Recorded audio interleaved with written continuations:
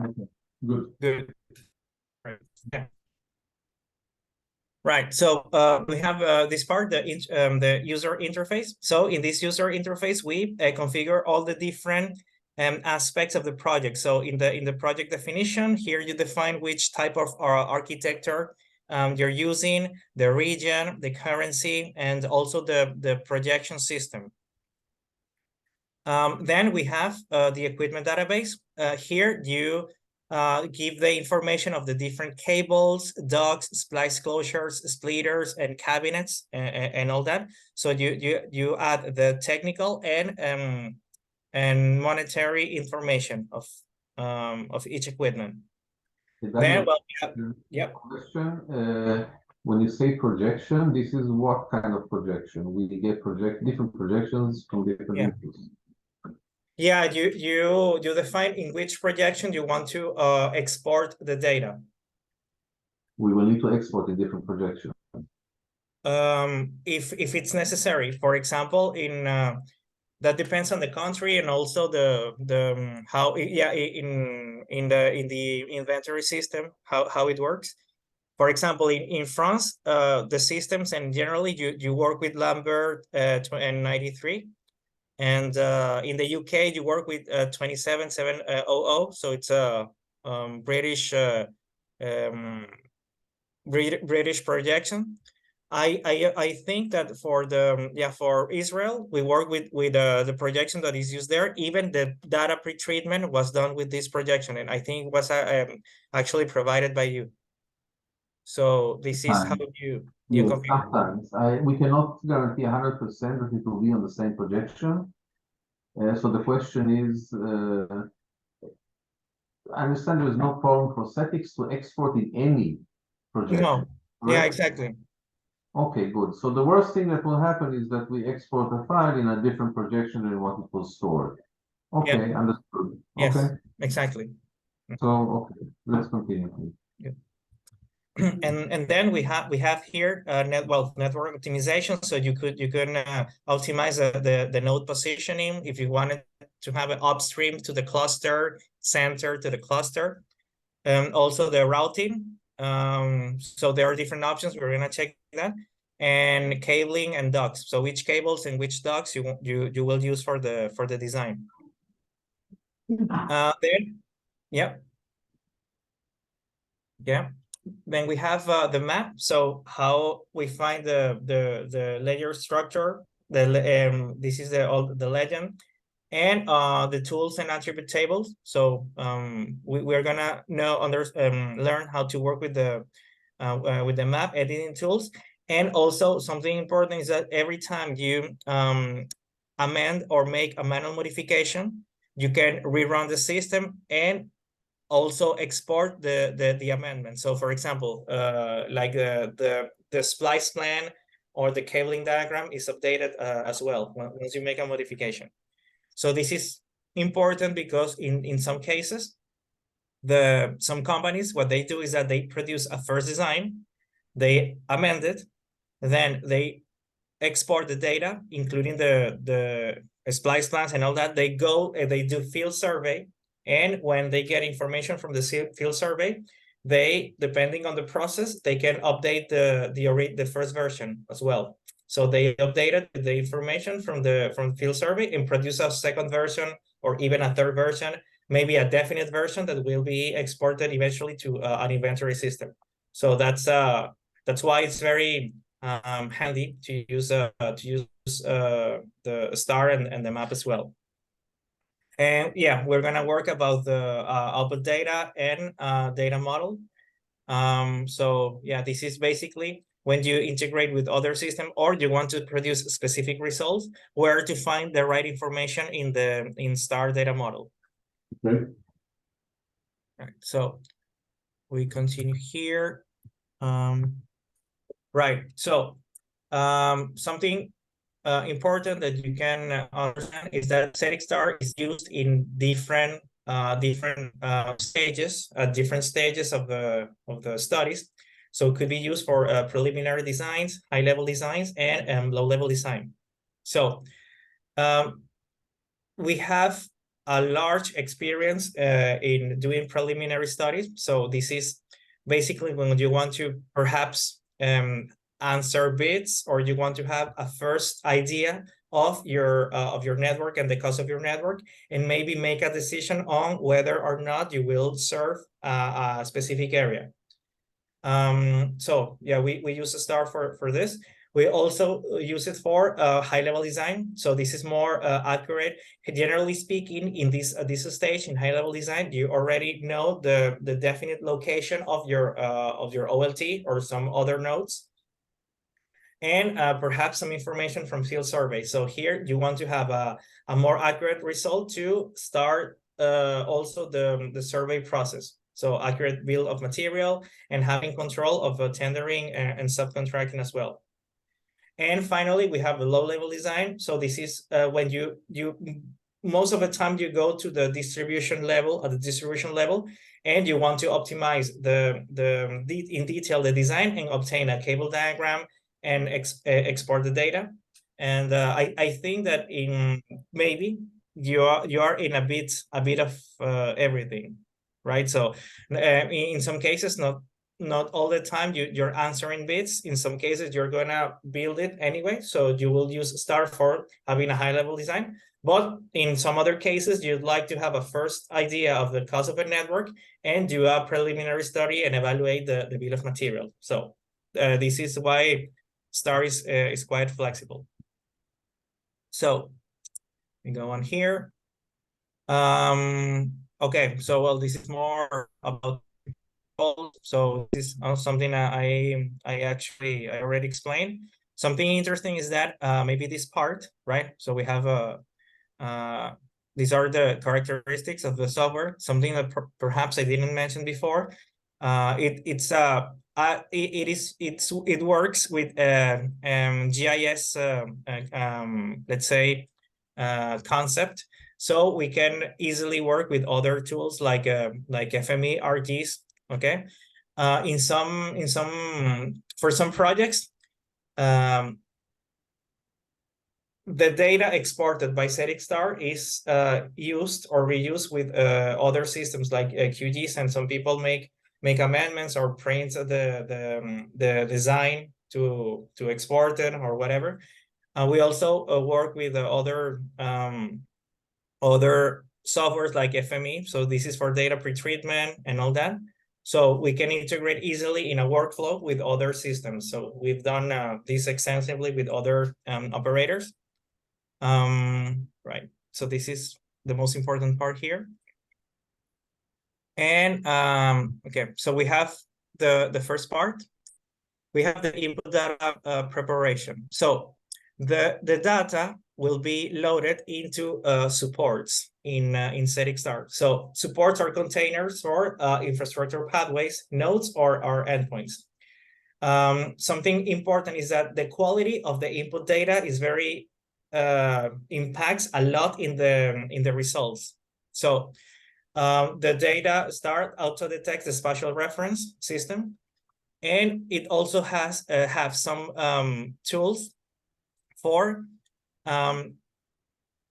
adjusting the tolerance value. For example, if you have, imagine 2 segments of BESX infrastructure, and for some reason you have a distance between two different two different segments, and in real life that is a connection point, eventually could be a chamber. So Star can we can adjust the tolerance to consider and say, okay, this is only these are 2 segments, and this is a chamber, for example, or a connection point.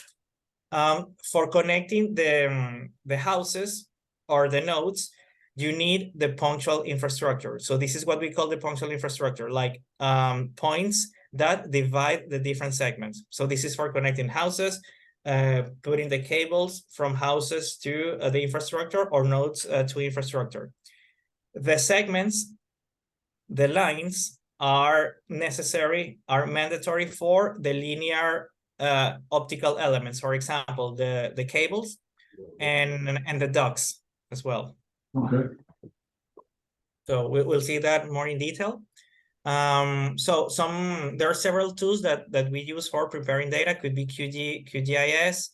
There are some other integrated pre-processing tools and filters in STAR. So we will see them, how to, you can split lines at intersections, create edge lines from center lines, or split the lines every X meters. And also we can integrate with the FME. So I don't know if yeah. What is yeah. FME? FME is a software. It's a software that allows to process all kind of data. So, for example, the way we use FME is I forgot the company. It's Safe. Yeah, exactly. So this is the way we use this software is for preparing the input data. So it's like a workspace where you have different transformers, and you can split the data. You can merge different layers also. For example, for this project in Israel, we use FME to classify the premises if they were going to be connected by BESX infrastructure or new civils, new roads. So it's a very useful tool. It's not that expensive, actually. It saves a lot of time, and you can integrate it with other in a workflow, right? To have a fluid design. I can show you this also at some point during the training. We even have services around this tool, but well, we can talk about this later. Okay, so something that we do with this depends on the topic you're using, and we use it for your specific case. Basically, for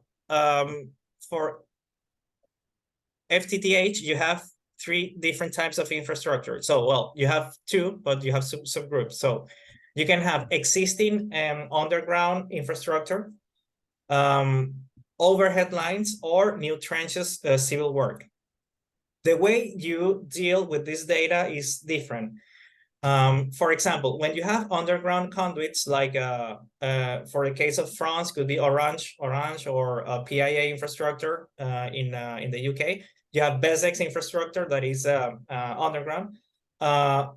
You basically don't the only thing you need to do somehow, well, sometimes is this treatment. This is multi-part to single parts. Maybe you will understand this if you have the work with data. And this data is you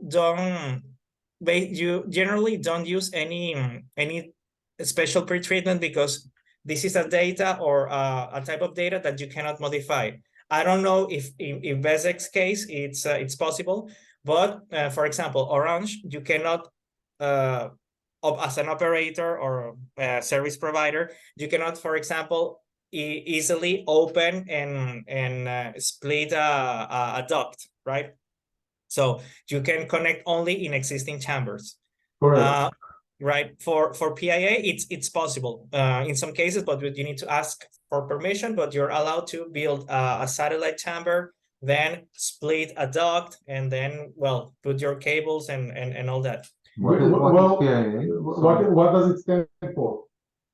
Physical infrastructure. I think it's assets. This is for in the UK. Okay, so first of all, we are allowed to put our own chamber next to BESX and connect between the chambers. But we'd rather not do that if we don't have to. Okay. I mean, wherever there is a chamber from BESX, we can put our boxes, our closures there. Right, but can you cut BESX a duct where the cable is, or you can only connect through the existing chambers? we connect to the existing chambers and the existing ducts that they have. Yeah.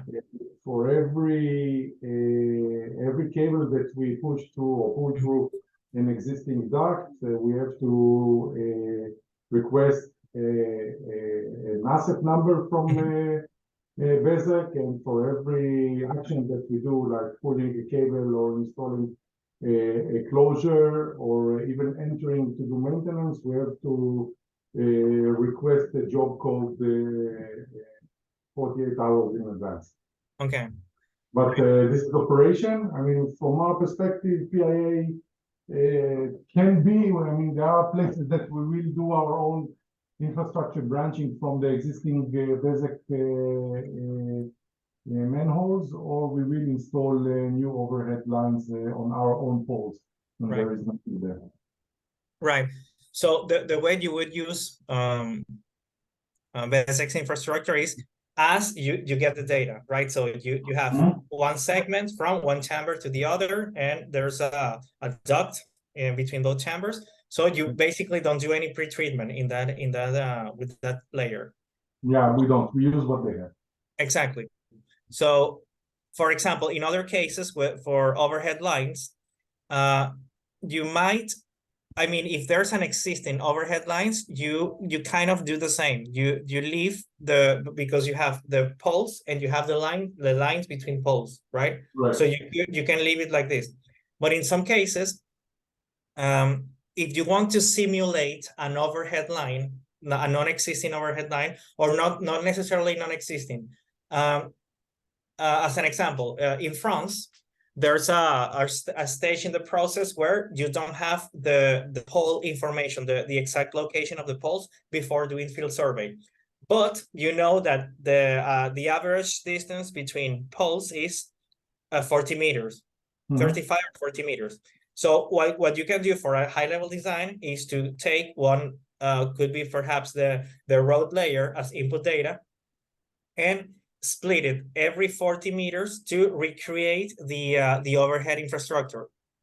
And from there, well, you start running your design, and then you might, after field survey, get the real input, get the real data, the pole data. So this is something that you could simulate for potential existing overhead lines where you don't have the information, or new overhead line. In some cases, you want to build your own overhead line. And for new trenches, this is as well, you need a lot of pre-treatment. As I mentioned, sometimes we use the road network, and well, we can multi-part to single parts, split lines at intersections, and also you might split in front of the houses if you want to have straight connections. We'll see this more in detail. So I maybe it's difficult to understand it, but we'll see. No. 7. Was ist מה ששלחת?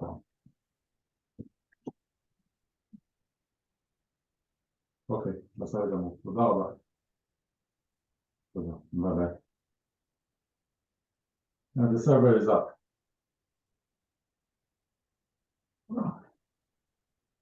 Daniel, you can continue. Okay, great.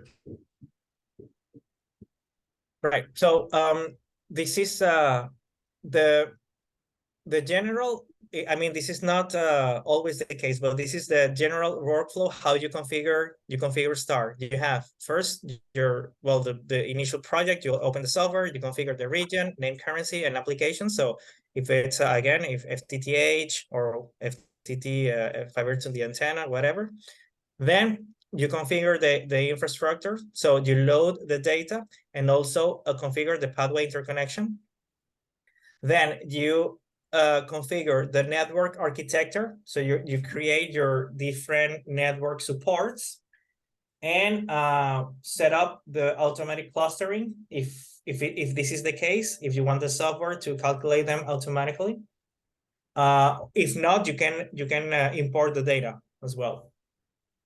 So set up the number of homes to connect for the endpoints. So this is quite important because in some cases, one thing is to have the points, but you might have different apartments per buildings, right? If you're in a dense area, actually this is the case in Israel. So you, even if you have a point, you need to design or dimension your network based on the number of apartments per building. Not to mention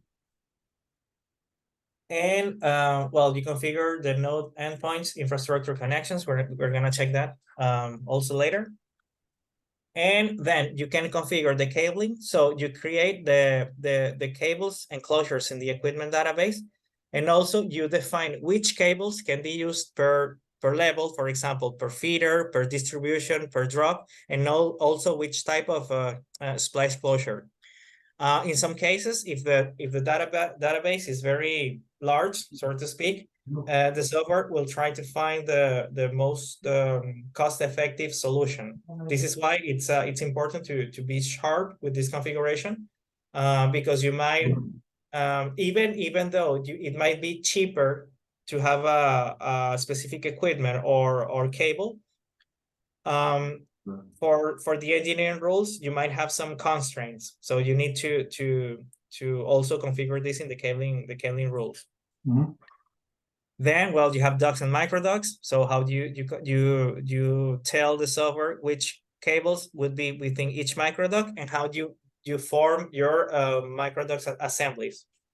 we don't use microduct at this point. Okay, so this is, well, for the case you use this technology. And then you can also specify the routing strategies, or how do you want to build, let's say, the parameters for doing the routing. For example, if you want to prioritize the routing based on cost, based on a specific infrastructure. If you, let's say, you want to prioritize for the feeder network the underground infrastructure, you can configure this. If you want to let the software to calculate the most cost-effective network, you can also do this. And well, there are different strategies, like use the same infrastructure for upstream nodes, for example. So we will see this.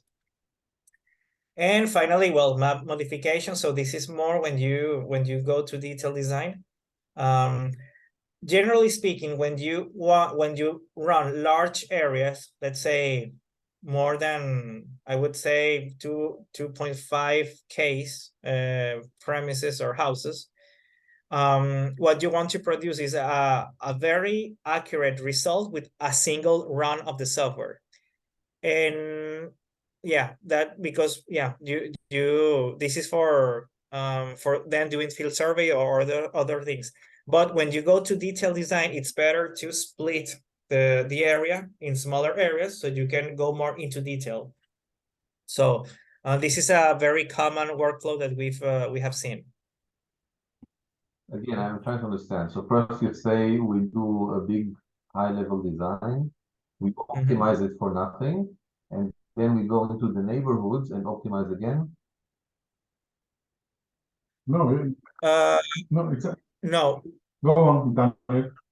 Yeah, what you do, let's say, for example, well, this could be a workflow. I don't say this is your case, but let's say that you have an area of a town in Israel of. Okay, so this is a suggested workflow. Yeah. Okay, forget it. It's fine. Let's continue. Yeah. So imagine you have I don't know, an area with 10,000 apartments. No, it's okay. Oh, okay. If it's suggested, it's suggested. Okay. Okay. We will optimize afterwards the workflow. Exactly. Yeah. Good. Okay. So, well, this is how you configure the system. Maybe I will go really quickly through this, and I can show you directly in the software. So here, this is where you configure the applications in this part. So in this example, there's a point-to-multipoint and point-to-point, and you can specify rules for that. Something important in Star, so you can understand it, is that Star is like a blank page, like a blank project. So the user is the one that defines which application it is, right? So for example, the application point-to-multipoint is not defined by default. It's you name it point-to-multipoint, and you configure the system accordingly. Okay. Okay. Just humor me. You know, this is me, stupid me asking. When you No see problem. point to multi-point, and then I see in red several applications are configurable: FTTH, FTTA, PTP, P2P, etc. Are those hard-coded words that are associated with algorithms in the system, or it's just a generic name that we need to write? It's a generic name. It's a generic name. Some people use So we will GPON, for use example. GPON or XGS-PON, whatever what we want. Exactly. Okay. If it's easier for you to identify a specific architecture, you can call it XGPON, GPON, whatever, FTTA, right? Okay. Some people call it businesses, right? Or Business houses and residential. Yeah. Okay. Yeah. Fine. Mm-hmm. Yeah. So, well, then here you configure the region again. You can assign a name to the area, the reference system where you want to also export the data, and the currency. By default, this is the measurement system in meters. This is a question this is the system you use in Israel, right? Correct. Right. Yeah, because there are some ongoing projects in the US now, and they ask for feet, I think. So yeah, we're working on having the solution as well. Miles, yeah. But Yeah. we're using bricks. Yeah, it's strange in the US for some reason, you know, they want to change everything. Sometimes. Yeah. Good. So you can charge them. It's fine. Yeah. But we need to have it either in currency, either dollars or shekel. You do. Yeah. This is from a database, right? So you can select it.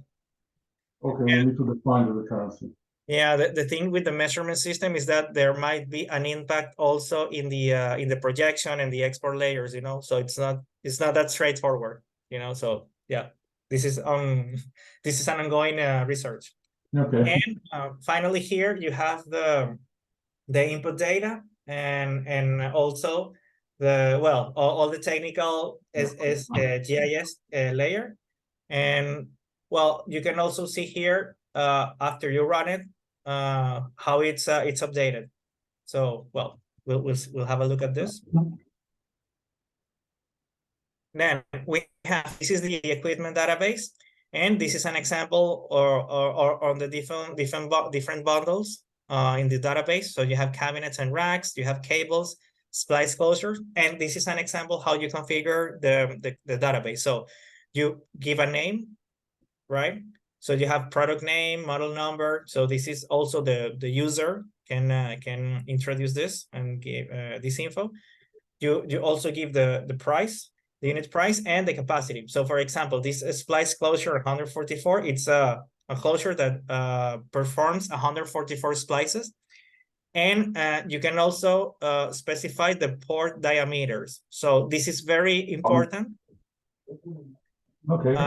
The number of cables that could be handled by the closure, and also the diameter. If for some reason, let's say, imagine that you have you have a specific splice closure and the diameter is smaller than the diameter, the size cable, it will place a generic equipment, right? So it's like the optimization won't stop, but it will place a generic equipment. So that's like an alarm, and that would tell you, okay, maybe there's an equipment that is not fulfilling the engineering rules that you have set up in the cabling. Okay. So good. Right. So we have here. This is the infrastructure support. So this how you can create as many infrastructure supports as you want. For example, in this project, we have docks, we have building entry docks, aerial telecom, aerial electricity, and you have new civils, right? So you can add as many as you want, and you can also specify the projection. You can filter some attributes or doing some pretreatments. Another thing is that could be really, really useful for you is that you can save in the, let's imagine that you import the BESX infrastructure and you import all the segments. And maybe for asking for permission and doing field survey and all that, you need to know which duct you're using. I don't know if it's an identifier or if it's a name or if there's a code or whatever. You can save an attribute in the system that tells you that this identifier. So you can retrieve the data when you have the output. So for example, imagine I have my BESX infrastructure, I run the system, and in the output data, I can see, okay, I am using this duct from the input data. So this could be useful information. Let me emphasize what you're saying here. When we are getting information from BESX, we have information about poles. Each pole has a number. Okay. We have information about manholes and fillers, which are, like concrete vaults in the entrance to houses, which all have numbers. All of them have unique numbers, and we have ducts that connect between them, and there are aerial parts that connect between poles. Those ducts and aerial parts do not have, at this stage, any numbers or identifiers. However, once we do the planning and we know the path that is going through the poles or going through the manholes or fillers, we need to create our own path through those numbers, request a code from BESX.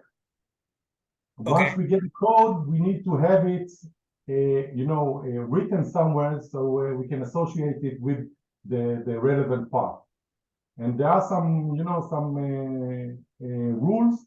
For example, you don't create more than you request a path code for not more than 6 entities that you pass through. Doesn't matter which. Every time that you cross a road, you have to end the path, create a path for the crossing, and then restart the path on the other side of the road. Okay. And there's another rule that is a rule of thumb for us that is saying that on any path, we don't have more than 1 cable. Okay. Okay, because we pay by the cable on the path. So if I have 2 cables on the same path, I pay twice. I pay double the price. Including the drop cables or only the feeder distribution? No, drops, we don't pay for drops. Okay. But we need to get for the drops order numbers. Right. So okay. Yeah. As input data, in each support you can import the duct. Let's say that we talk about the duct. So you can import the linear information, which is the duct, and you can import the punctual infrastructure, which are the manholes. And you can, for example, for the manholes, you can save in any attribute, either the name or the external ID. You can say if the information is within an attribute in the layer, you can save it. Okay. So this can help you to eventually, after you export, you produce your design and you export the network, when you can link to different poles. And I mean, if you have this identifier, you can say, well, between these 2 poles, there's a segment. Yeah. So you can identify it directly. It's quite simple to do it. And that part of the cabling, you configure it in the cabling system. So yeah, that's you can specify some rules for placing a single cable in the a single cable within infrastructures. Yeah, that's possible. How do you call this entity that you just created? Okay, the segment. Okay. So the segments, they are line entities with begin, end, and length, right? Yes. Plus, if I have in the middle a few stations, they are there. They are stored somewhere. Okay. Yeah. I'm sorry. When you're talking about dots now, you're just talking about the I would say that the data, if it is a line or a point. Exactly. And the references, and there is no network here yet. No, this is input data. Yes, but what you create now in the not in the red, in the, how do you call it? In the lila powder, lila pink. Yes. This one. The segment information, is that something you create, right? It's not something you import. This is something you import. So, okay, so where do I import it from? Different sources. For example, the docs, you get the existing docs, you can take it from BESX data, right? As you did, you sent us BESX data. You sent us also aerial data from BESX. I understand. You also sent us layer, poll layer.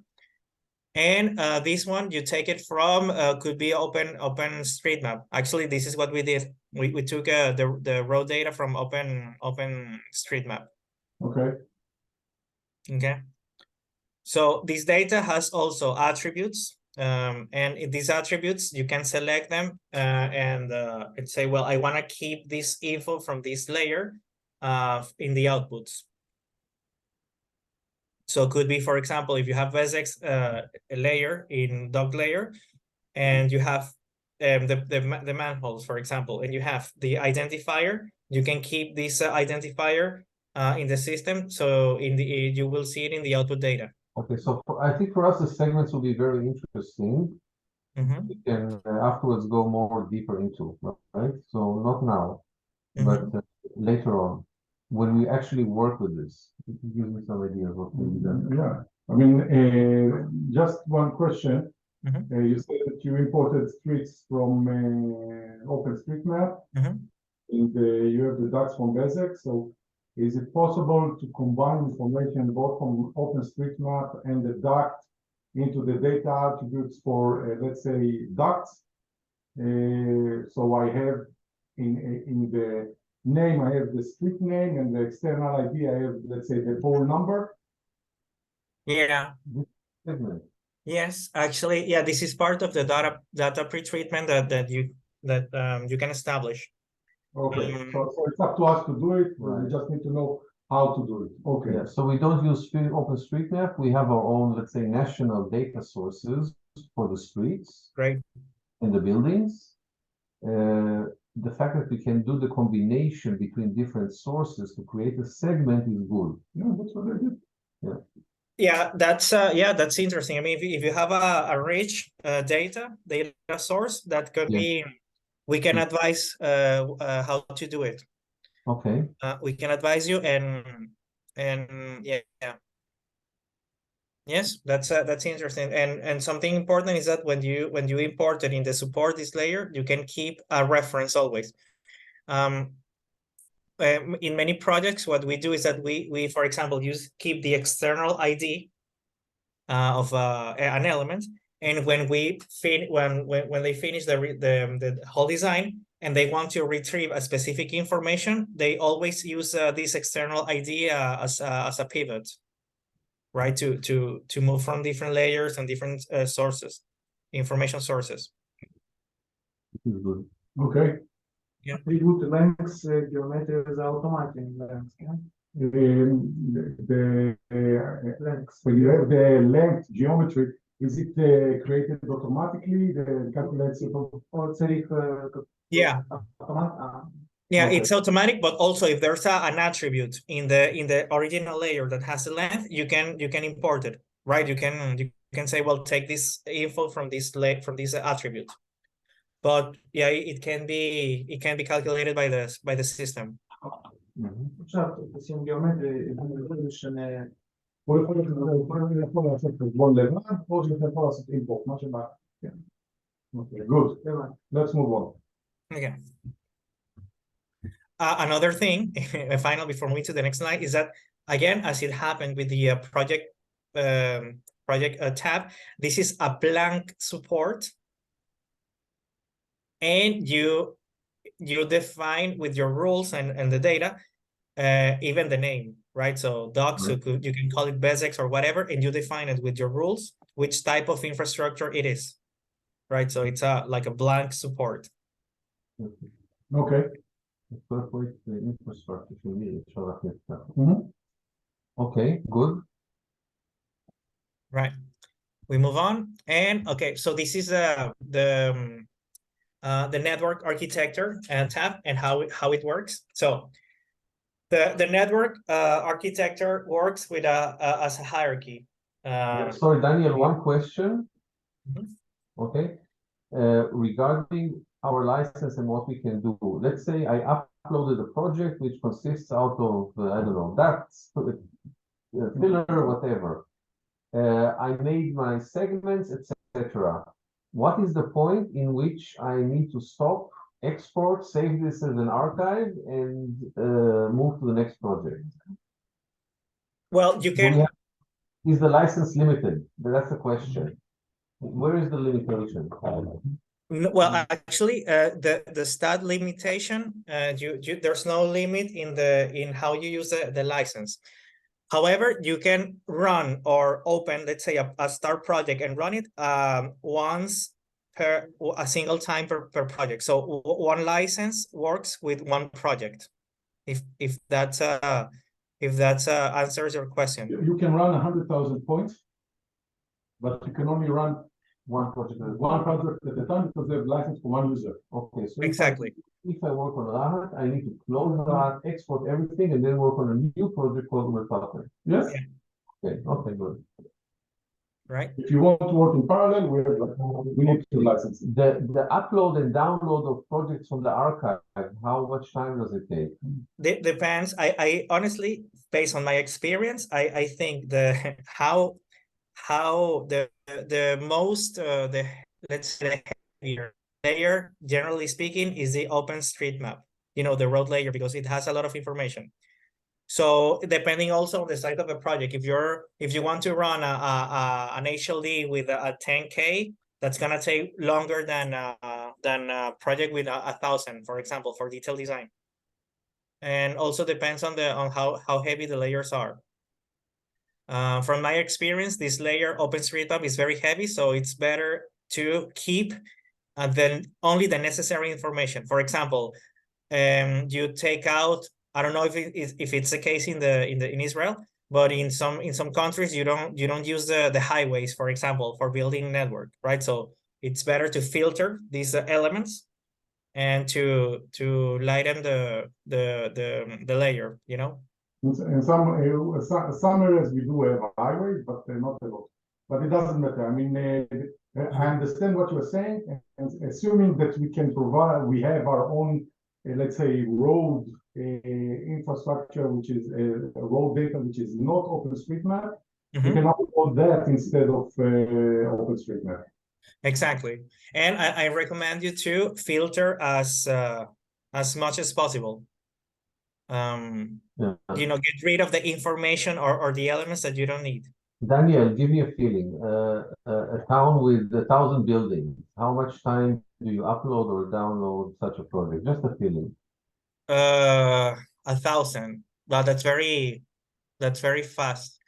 I would say, how do you upload it? Let's say less than a minute. It will take you more to prepare the data than to upload it.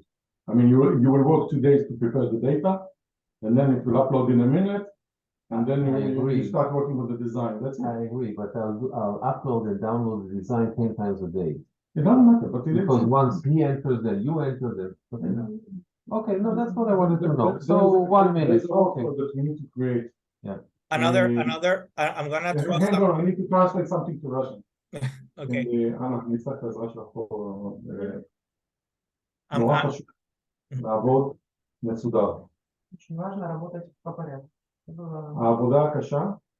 העבודה הקשה שעליה צריך להקפיד ולשמור תמיד שעובדים בצורה מסודרת זה הנושא של הפרה-פרוססינג של הדאטה. שתמיד זה באותו פורמט, אותם שדות, אותם נתונים. Что я понимаю. Да, сейчас нужно так получается, что сначала репрожектировать в эту систему 4326, а потом, когда мы скачаем и в этот Smart Monitor опять репрожектировать. עושים reprojection גם לפה ואחר כך לסמארט מוניטור reprojection? עזוב את הסמארט מוניטור, זה לא משנה. Daniel, the system knows if we drop on it CRS 2039 or WGS 84, it will always convert and do whatever needs to be done, right? Yeah. Here, when you import it, you see what I'm drawing. Yes. So here you recognize the spatial reference system automatically in each support. Yeah, it's not just the system, it's also the projection. So we need to do conversion between projections. We need to export later on to Israeli coordinate system. So when we do the output, the export, can we do it straight into Israeli coordinates? Yeah, you configure it here in the general project properties, and it will be exported here in this projection that you set up here in this part. Another question? Да. Насколько должны быть точные данные? Допустим, вот идет у нас DAP, да? И тут есть ошибки, это везде так, только. Допустим, вот так вот. Есть разрыв. И почти везде есть разрывы и неточность, допустим, вот этих мам. אז הוא אמר שהוא יודע לחבר. אבל מבחינת הדיוק. דיוק? Daniel, when you showed earlier that the system can connect, lines that are next to each other but not touching, can we define the ranges for connection or how that? One second. When you show the line, drop line with the split lines, you see? 1 meter. You can see 1 meter, 5 meter, and then you can do the touches. הוא עושה את זה. Okay, good. Okay. Let's continue. Another, something that now that you asked this, Alex, to give you an idea, I mentioned that you have some pre-processing in the tools in Star, so you can filter by attributes. You can split lines at intersections every X meters. So one thing that happens is that it depends on the size of the project, but also how the houses are spread in the area. Because imagine you have here your OLT, right? Mm-hmm. You have it's a dense area. You have 3 houses here, and maybe the layer to reach this area is this one, right? But you might have another area with an OLT, and the houses could be here, could be here, and could be here, and you might need some more data, right? Input data to reach this house, to reach this house, or to reach this house. Imagine it's the road. Something that it's that defines the loading process is the number of pretreatment that you put here. For example, if you in the pretreatment you say I want to split every 50 meters the roads, I want to split also in front of the houses to create straight connections. I want to split in the intersections, right? All this pretreatment also impacts the time you load the data. So that's why it's not the same if you're running a project in a rural area or if you're doing it in a dense area, right? So I tell you a project, as a reference, a project in a rural area in France for 1,000 endpoints that could take minutes for loading the project. And then, well, you do the design and stuff. So depending on the complexity of the architecture. But if you are going to a rural area, and even if you're building a small town, and the distance is very far, if you need a lot of pretreatment, that could take a bit more, right? I understand. So let's say I did once the pre-processing part, and then I archive it, and then I upload again. Does it do the pre-processing again? For the same project? Same project, which I already did the pre-processing. Do I need again to wait for the pre-processing? Yeah, every time you open the software, you upload the data. No, but it's already, I already defined my segments. I already put in all the elements that you just mentioned in the pre-processing. They're already there. Yeah, but they're not loaded in the system. I mean, in the software itself. Every time you double click and you open a start project, you start from scratch, so to speak. You need to the system reloads the data and do all the processing again. Same project. It doesn't start where we stop. It starts from zero. The data loading. Repeat, please. Repeat, please, the process. I mean, I worked today on one town. Then I stopped working and went to sleep. And then Shai continues with another town. I come the next day. Okay. I want to open again my own town, my own project. Okay. Yes. What happens? No. Okay. So if you want to save the modifications, you can, or the design, you can save it. Yeah, you can save it, and everything is calculated, all the outputs. Right. But I say the time that it takes to load the data, for example, doing all the pre-processing and all that, it's it's not the same if it's if you open it from the first time. Although you will have more, you will have an extra amount of time for opening the project because you have saved also the cabling, the closures, the splitters, and all that. Okay. Right. You can obviously save the network you have designed already. Yeah. Sure. Okay. Yeah. Okay. So continue here. Okay. So now about the network architecture. The network architecture is it's created in hierarchies, obviously. And it's defined with by different levels. In Star, you have you have up to 12 levels, right? But generally speaking, you have could be 3 or 4. And you can define, for example, for level 1, your central office, level 2, your concentration point. So you can give the name you want.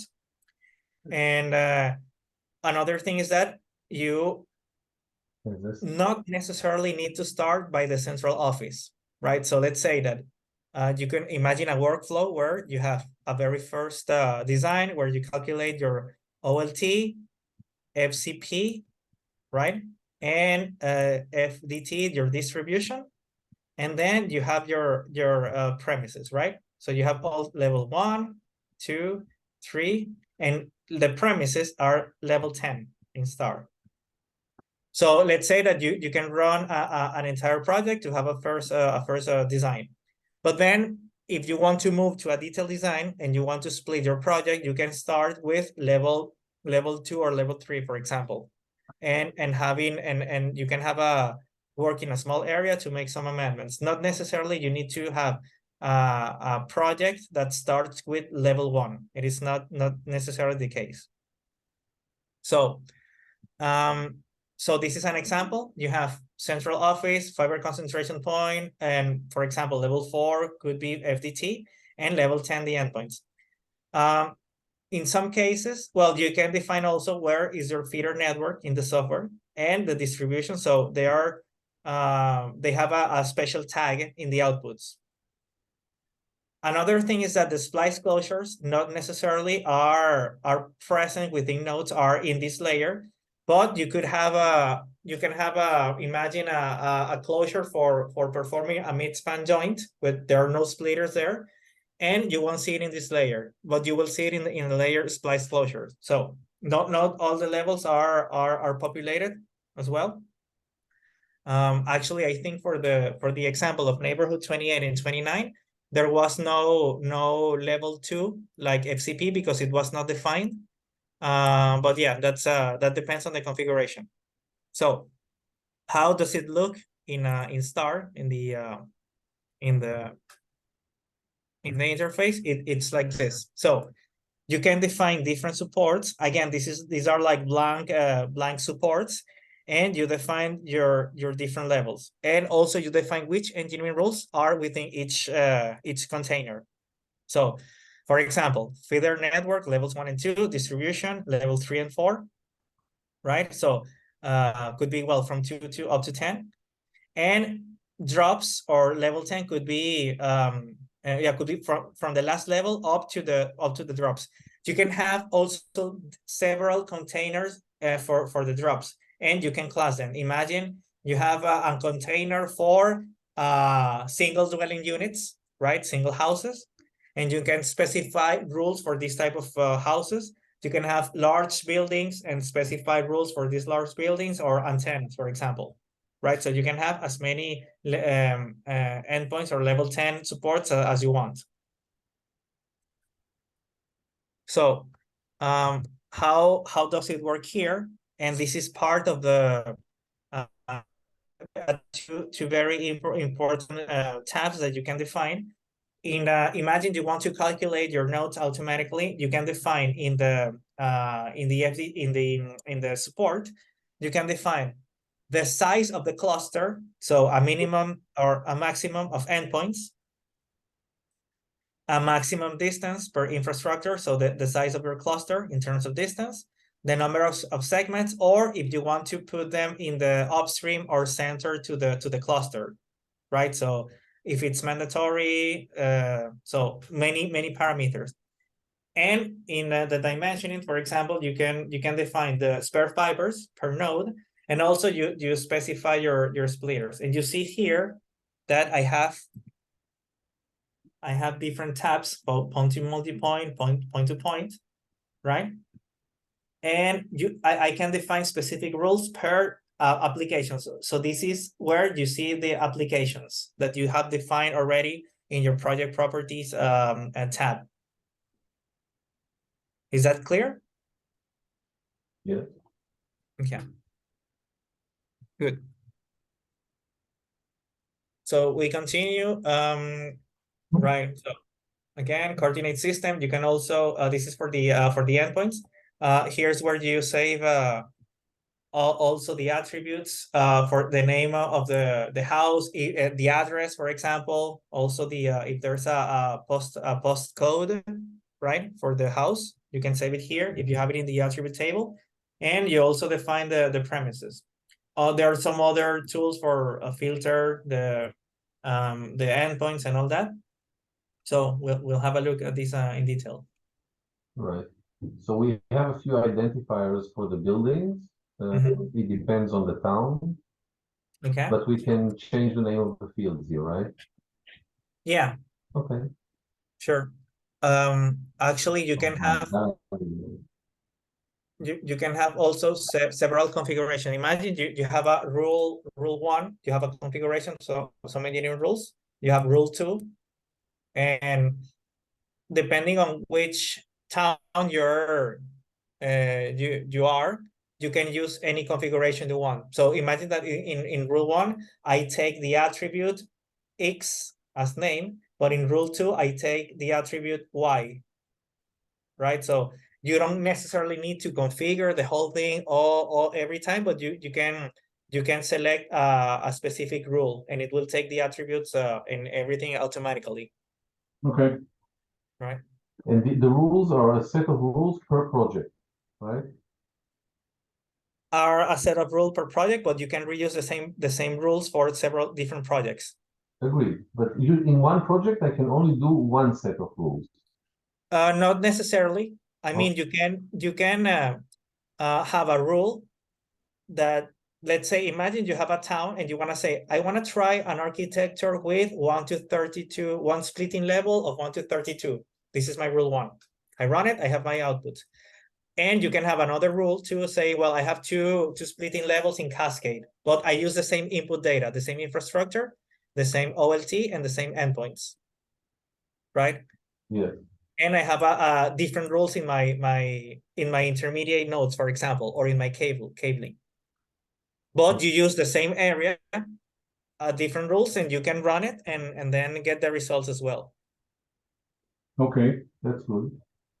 Mm-hmm. So we can have a few designs for the same area during the same project. Yeah, this is Yes. not the whole idea that you do optimization and check 8x8, 416, 16.4, and get to the best solution. It's it's just by changing a couple of rules, and you have a new network, and different cost matrix.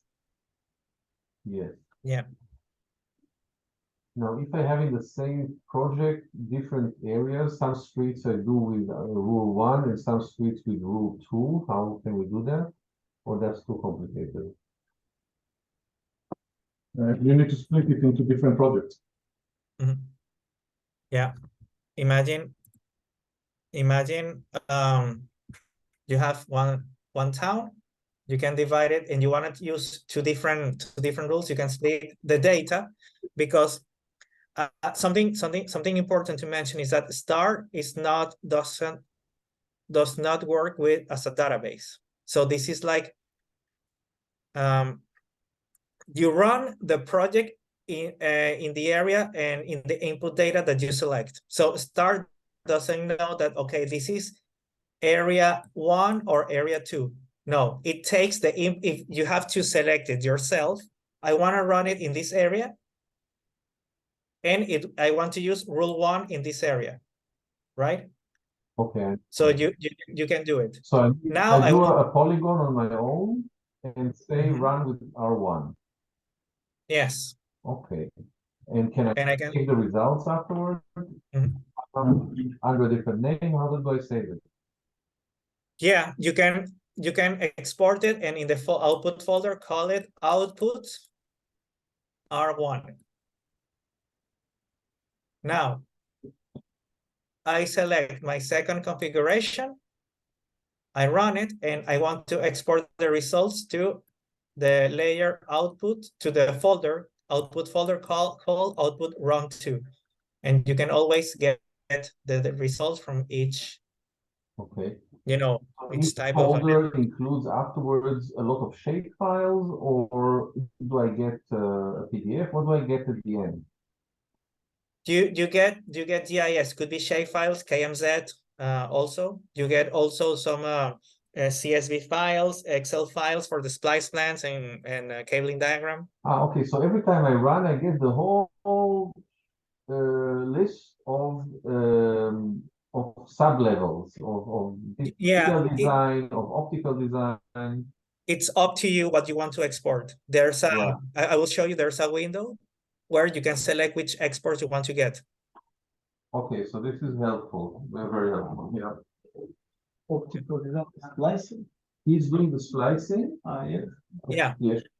And he will do the splicing automatically. If you tell him 8 to 8, he will do the splicing. Then you say do the same, 16 to 4, and he will do also the splicing, and then you can compare. Okay, please continue, Daniel. Very good. Sure. Yeah. Right. So we go on here. Okay, so this is the cabling system. You have here you can in the cabling configure generic rules, but also specific rules. So what you can configure is the splice closures, branching techniques also that you want to prioritize. So it could be either straight joints, branch joints, and mid-span joints.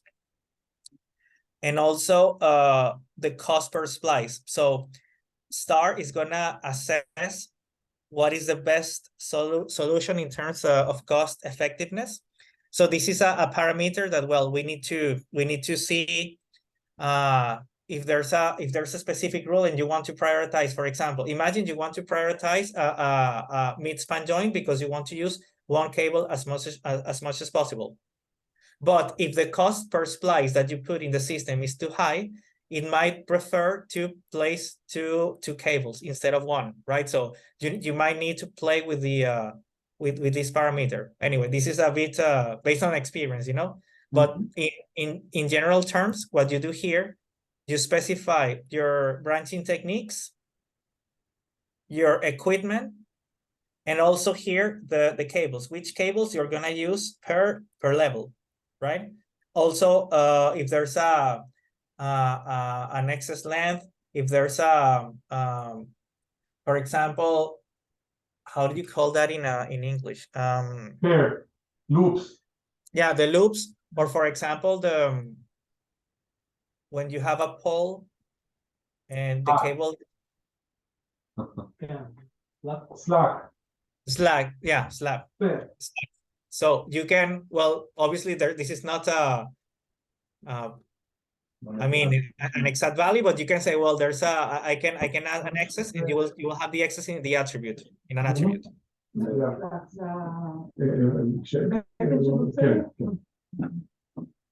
Okay. Every, how much is every? Another question for you. One of the things that I'm always having issues with is, you know, getting the wording straight, so we understand the names you use, and we can translate them into Hebrew. So when you are saying straight joints, what does it mean? It means that it goes through the closure, but you don't split, you don't break it. It just goes in and out, correct? Yeah. Yes. Yeah. Maybe. Yeah. It's worth explaining this. You know. So, for example, when you have a straight joints, that means you have, imagine a cable, you have a closure, you have a cable, and then here you have another closure, and this is because you got to the maximum limit of the cable.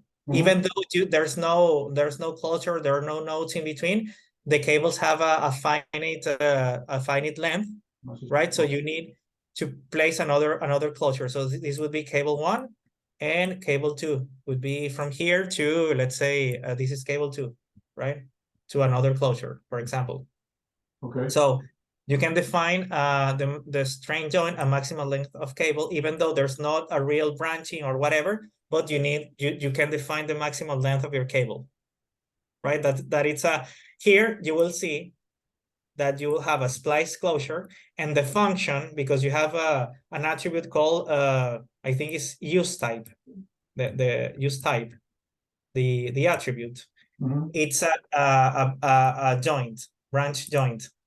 It's a straight joint, actually, right? Okay, good. So basically, if I take the blue tube and connect it to the blue tube on the new cable, I take the orange tube, connect it straight to the orange tube on the new cable, and you know each and every fiber is connected straight ahead according to the colors. Exactly. Yeah. To that. Yeah. Exactly. You connect it to the closure, all of them. But I have a splicing point. But this is a splicing point. Yeah. This is a splice closure. Yeah. Okay. Now, assuming that you have on C1 in the middle, now we go to the branch joint, I think. No. Now assume that in the middle of C1 we have another closure. Yeah. Okay. And from there I need to add a cable which is C3. Okay. Yes. I need to drop one core I need to drop. And then let's say that we need to drop not one core, but one cube into C3. Yes. Here, yeah, this is I mean, if you're using, for example, imagine you reach this closure, right? And you go with the same cable, C1 this side and C1 here. Here, this is a mid-span joint. Right? You continue with the same cable. Okay, mid-span. Okay, I understand. Continue. Mid-span joint means that there is no splice there. Right. There is a splice, but you take as many fibers as you need for going for the part that will be served by C3. There is some no.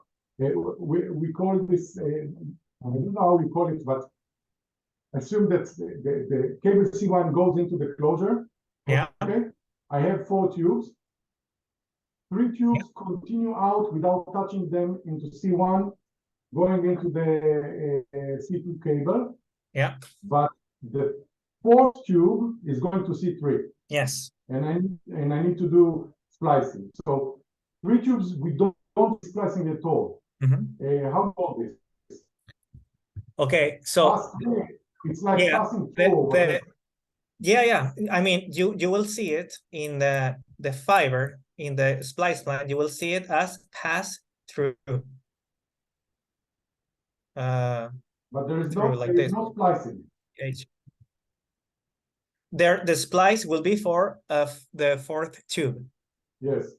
So the mix you will see for tubes 1, 2, and 3 that will be fast. But for the 4th tube, that would be a splice. Okay, so this would be called mid-span joint or branch joint? Mid-span joint, because you're using the cable C1 continues from one closure to the next one. You take only the fibers you need for serving C3. The cable 3, that's a different cable. A branch joint would be this case. That you have this, you have C1, you reach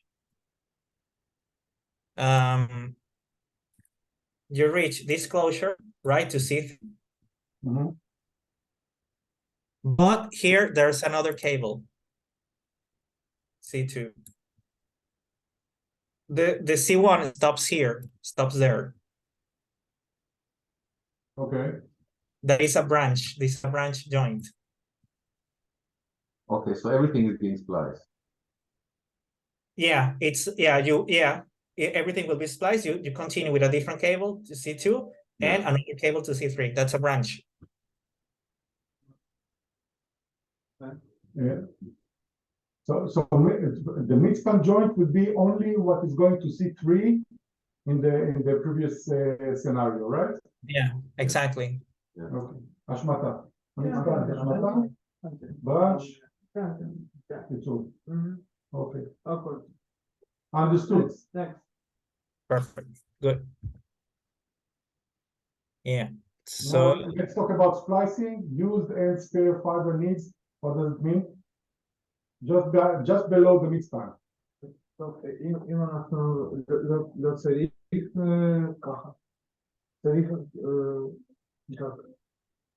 Ну, если мы это уберем, галочки, то что, как оно будет это все решать?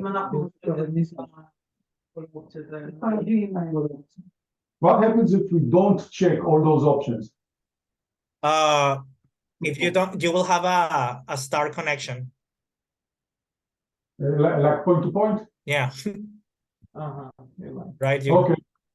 Yeah. Understood. This very expensive network, but good, very expensive but good quality. So yeah.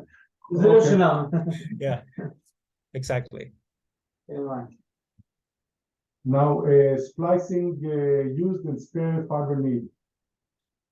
What does it mean? Yeah, that's when you select if you want to splice if you want to splice imagine you have a cable Yeah. Yeah, and cable you have, and you define in your rules, you define for imagine my cable of 24, I say that 20 can be used and 4 will be spliced. I'm sorry, are not spliced, are reserved, or spare, right? Yeah. So that means that here, if you say use a spare fiber, you can imagine that you need to perform 21 splices, right? That means it will take a splice, all the 20 from these used fibers, and 4 and 1 from this spare. But if you need 21 and you only select used fibers, that means you might need to put 2 cables. Because, right, you need to leave 4, you don't perform any splice in the spare fibers. Okay. I didn't understand, sorry. This is when you do, כשאתה עושה את התכנון, אתה יכול להגיד רק use או use the spare. נגיד שהתוכנית אומרת, יש לך כבל של 24, ככה אני... רגע, יש כבל 24, 20 מותר, 4 ספייר. אתה צריך 21, הוא לוקח 21, נשאיר 3 ספייר. אם אתה אומר לא, אתה אומר רק use, הוא לקח 20, השאיר 4 ספייר והוסיף עוד כבל. ואז הוא אומר, so there's no automatic increase. If we do use, there will not be an automatic increase to the second, to another larger cable automatically, right? It will add another cable. It could, yeah, you can add a larger cable if it's cheaper to have a larger cable, a bigger cable, so to speak, than 2 of the same size. You know, that's a matter of comparison. If putting, for example, a cable of 72 fibers, right, is cheaper than 2 cables of 24, right? And it will rather use this one. 72. Oh, it will offer a 72 automatically? Yeah, if you define it here in the available cables. Okay. Okay. Yeah. Let's move on. It could be a bit tricky, but the idea is you have an area, you put some rules, you run it, you test it and see, okay, no, I don't want to have 2, I want to have 1, I add another cable, I might decrease the splicing cost and all that until you find an acceptable configuration, right? Yeah. That's how it works with the design automation. Okay. So, yep. We go on. Okay, so we continue here. Well, dock settings, you don't use docks, but yeah, this is another option. Maybe we can skip it. And well, these are some of the rules. This is a bit more advanced, but this is for the routing part. So you can see here that you have routing options that are general rules. So you can define by cost effectiveness, so that the system will try to find the most cost effective routing or network. By priority, that means if you want to prioritize, for example, underground, then aerial, then new civils or whatever, you can establish this. Or you can also using virtual cost. For example, imagine that using the underground is, or aerial, right? Aerial is less expensive. It's I don't know, 5 per meter. And underground is 10 per meter, right? So if you say, well, cost effectiveness, it will prioritize aerial. But as I am in my in my rule, I would prefer to use underground for some reason, could be technical reason or whatever. I can leave the same cost, but using virtual cost, you can add some weight to it, and you will say, actually, the virtual cost of this one will be 50, right? And this one will be 10, right? Will stay the same. So the software will prioritize underground, even though in real life it's more expensive. So that depends on your rules. another thing that you can do is to Where do I set this? Какой параметр, да? Where do I set this parameter? Cost in infrastructure. No, Cost the, parameter to use infrastructure. the virtual cost. Where do I define it? here.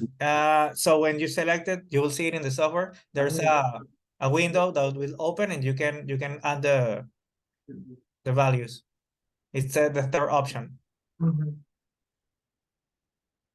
You will see it in the software. I understand, but where is it?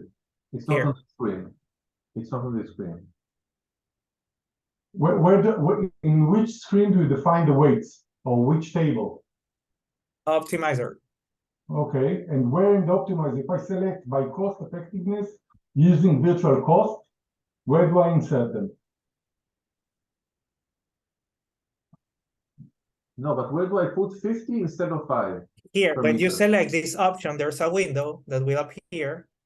Okay. Okay, understood. Okay. So we need to see the software itself, okay. Right. Yeah, it's something similar to this one.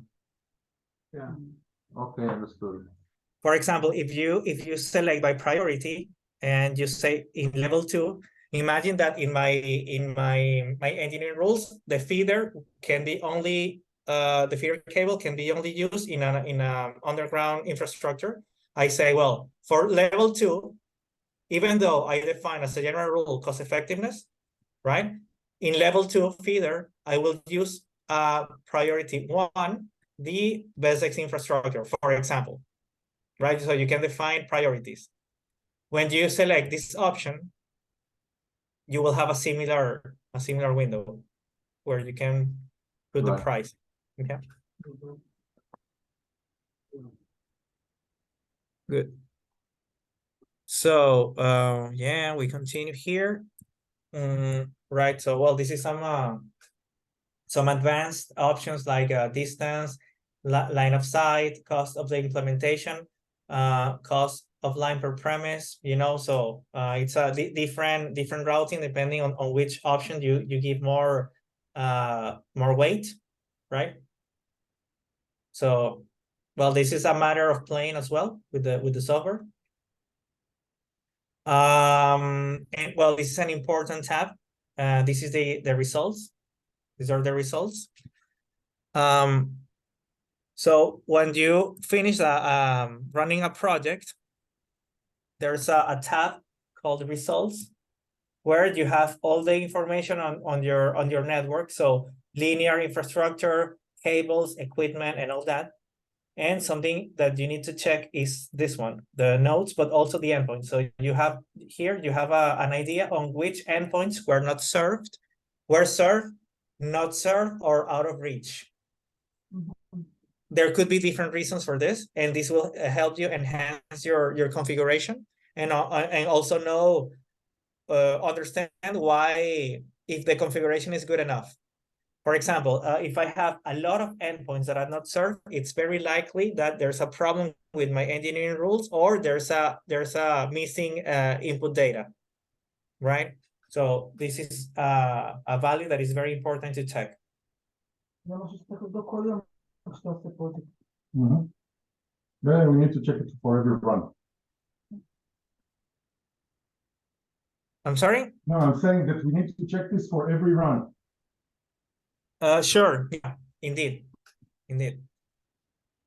It appears automatically. Every time when you push the save button, you have to check it. Yeah, actually, when you run, you know, you press the green button, the run.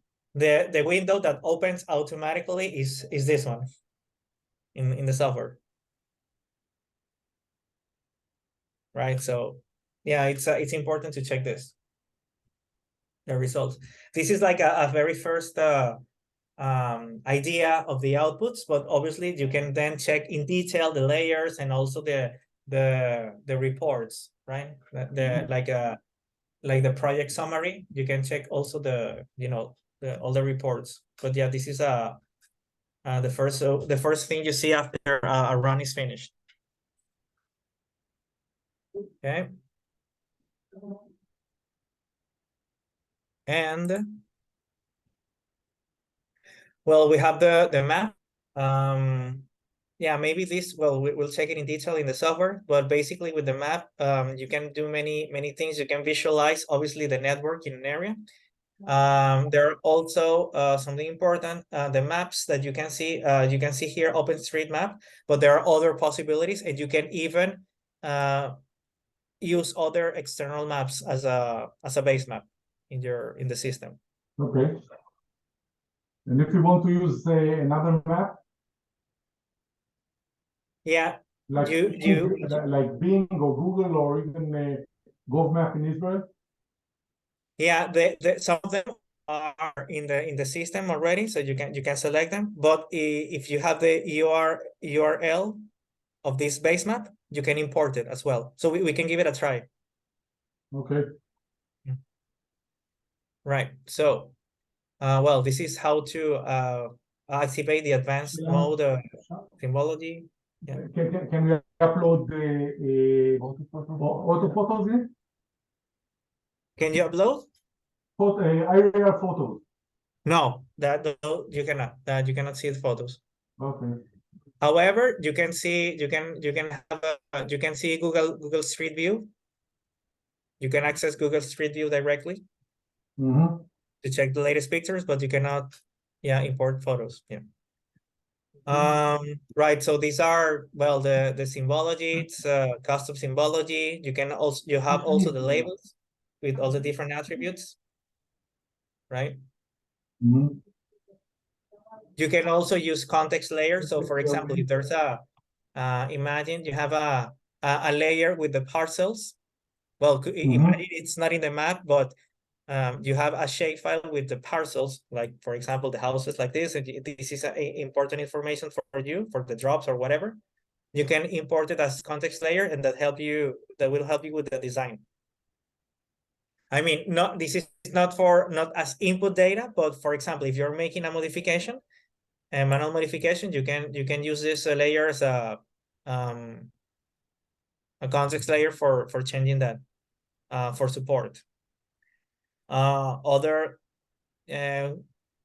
Even if you have the house polygons, you can use them as context layers as well. Well, we can see that later.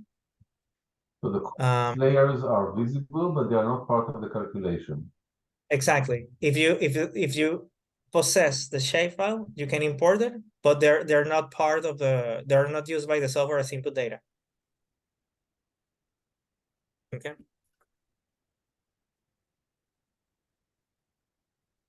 So this is an example of OpenStreetView. So if you want to check, well, also depending on when the picture was taken, but you can check if there's a pole or how the neighborhood is around. So you can access open Google Street View. Okay, so if I provide you my orthophoto as a context layer, is that a problem? No, you don't see. You can see shapefiles. Okay. Only shape. Okay. Yeah, or well, GIS layers could be KMZ or whatever, or right, but no pictures. Okay. Okay.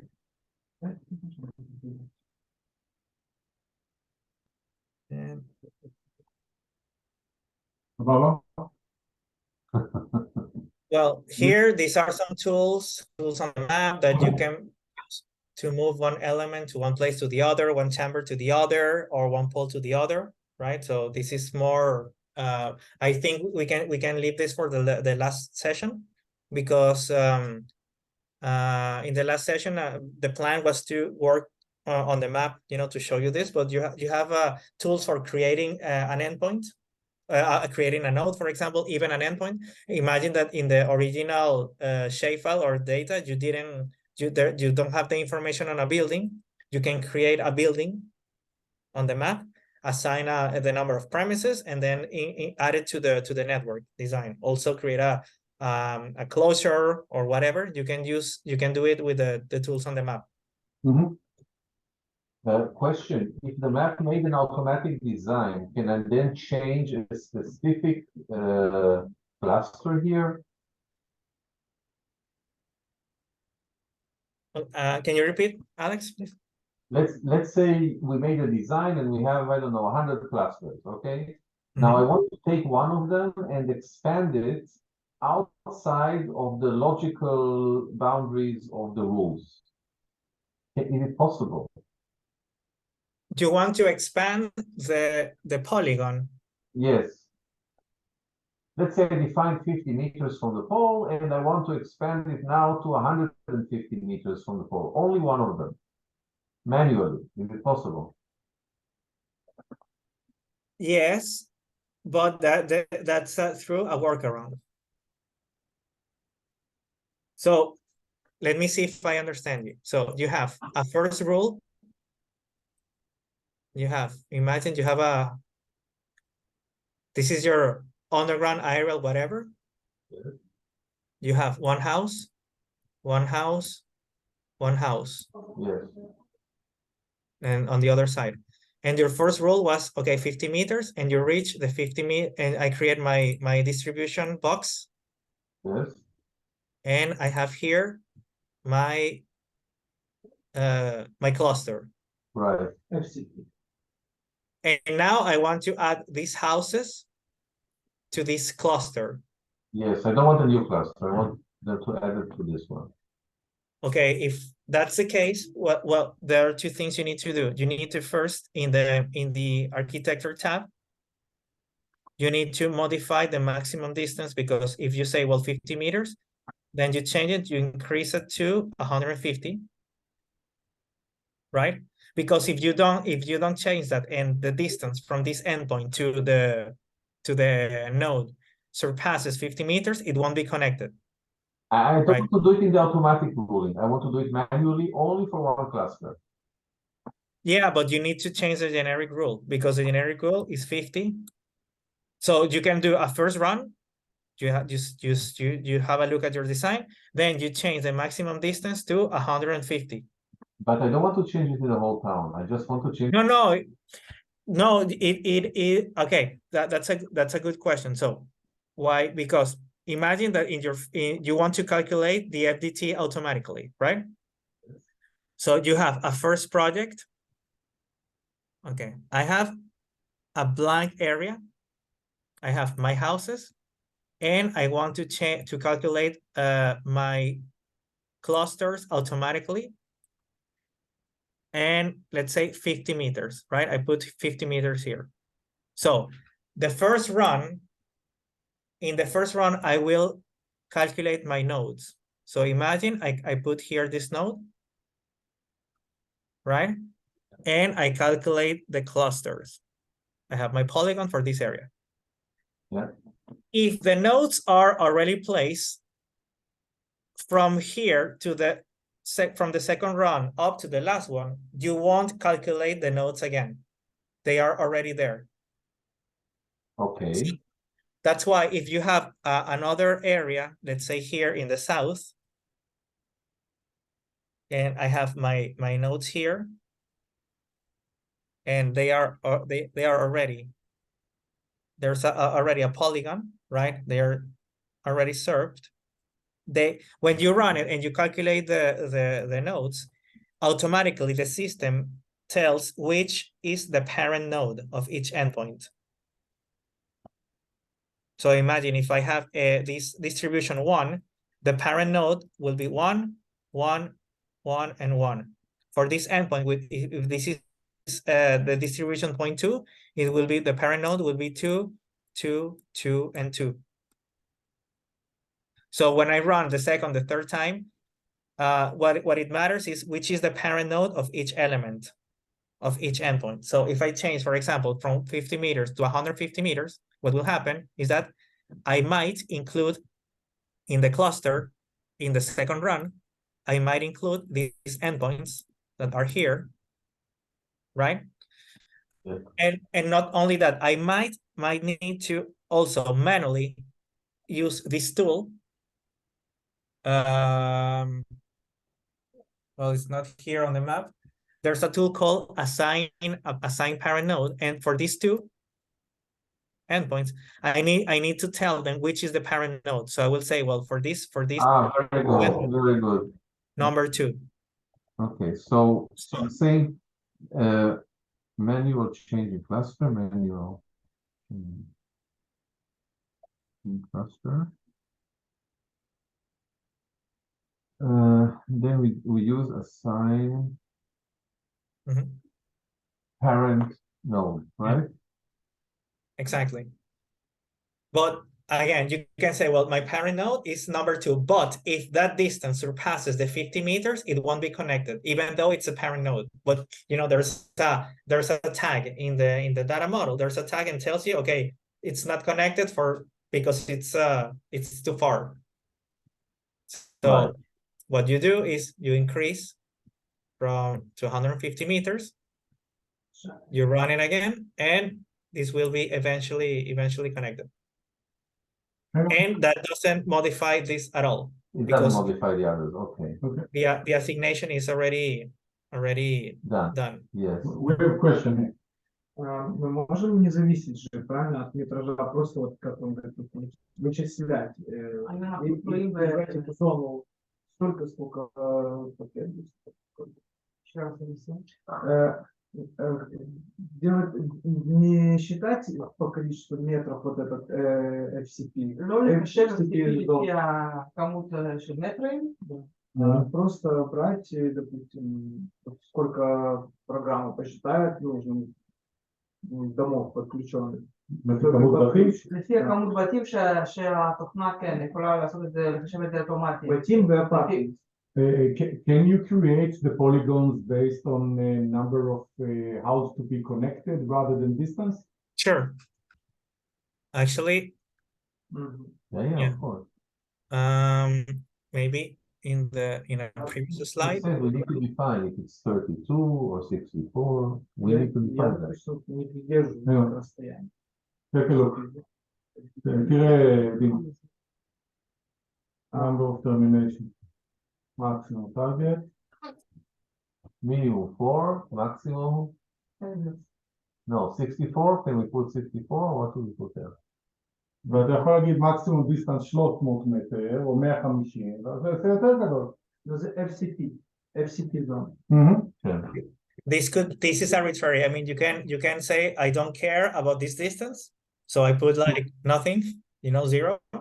I mean, but I can define only one rule, for example.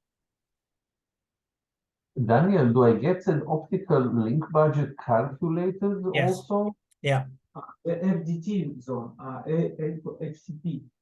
FCP זה FCP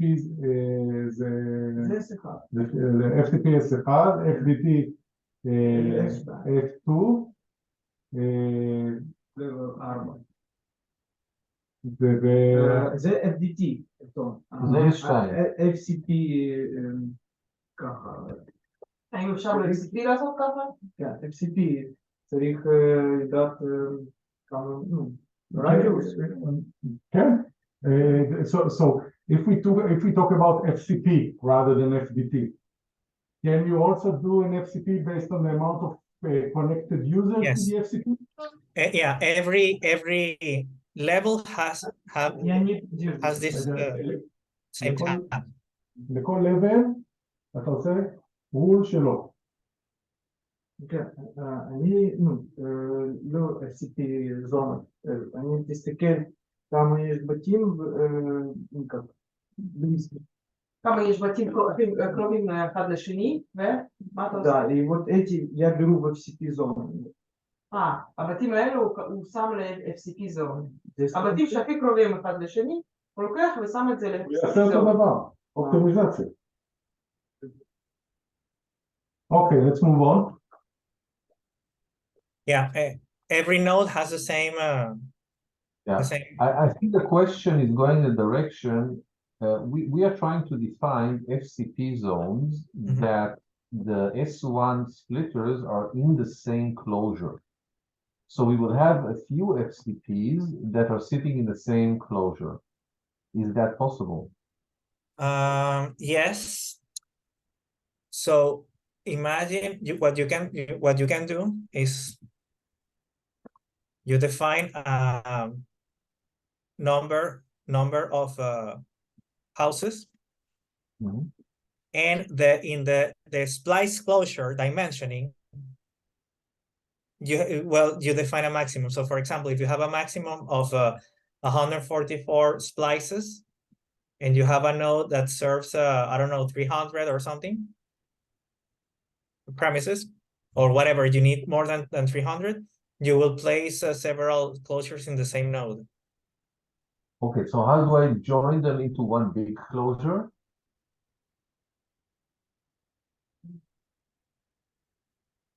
How do you? Let's say I put three closures in the same manhole. How do I join the three closures to one big one? You okay, no, to one, no, it's a separate closure, but it's the same location in the same node. But if it's you cannot put one closure in a bigger closure, but you can put three closures in the same location in the same node. It is possible. Okay, I think we will do it afterwards when we start experimenting. We will see how we will come back with specific questions. Okay. Sure. Yeah. This is just the first training now, so let's continue. Yeah. Okay. Right. So we were here, I think. Another thing that I forgot to mention in the previous tab is that you can define rules per infrastructure. For example, if you have if I want to create imagine I have a pulse, and for my pulse I have a maximum of 24 houses that can be connected to a pole, but for underground I have maximum 16 houses. So you can define this. You can say my clusters are maximum 16 premises per underground and 24 to the pole. You can define specific rules per infrastructure as well. Okay, when you say premises, you mean apartments? Yeah, apartments. Houses, buildings. Yeah, apartments. Could be both. Could be buildings or apartments. Generally, you speak in terms of apartments because those are the real fiber needs that you need for your network. Okay. So, well, other tools, you can set single interconnections per endpoint. So you say, well, I want this endpoint to be connected to this specific pole or chamber. Well, you can set it.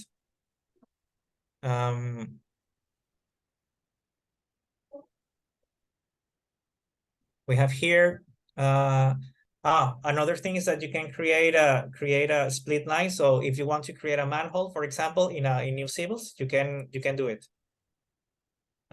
You select a segment, you split it, and then you put a box or a node or connect a house. You can also do that.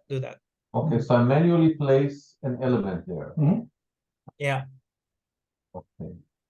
Yeah, because, well, something important is that for placing a node manually, you place the node or the closure, the node in a punctual infrastructure.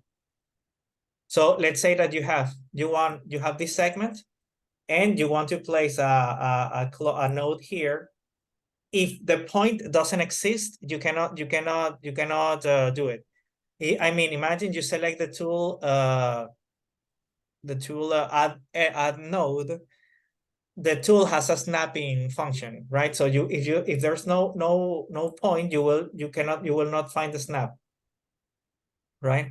So you need to create the point and then place the node and then run the software.